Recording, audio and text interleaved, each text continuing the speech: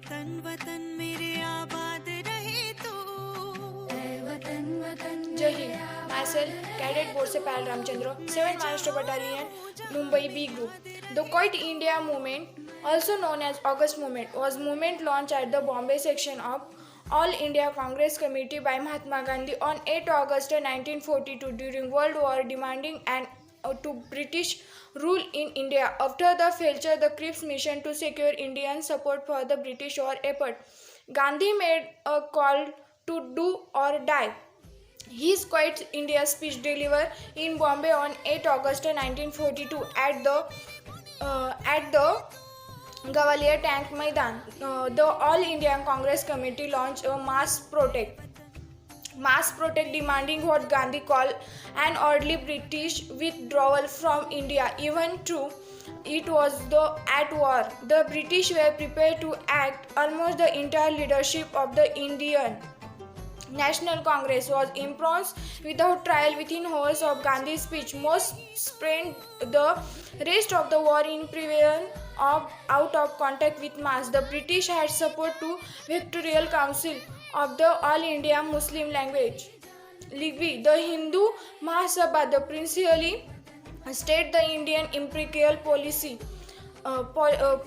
the British Indian Army and Indian Civil Service. Many Indian businessmen profiting from heavy wartime spending did not support the Quit India movement. Many students paid for attention to Subhash Chandra Bose, who was to exile the supporting the Axis powers. The only outside support came from the Americans, as President Franklin D. Roosevelt, Prime Minister Winston Churchill to give in some of the Indian demands. The Quit India campaign was effectively crushed. The British refused to grant immediate independence, saying it could happen on after war had ended.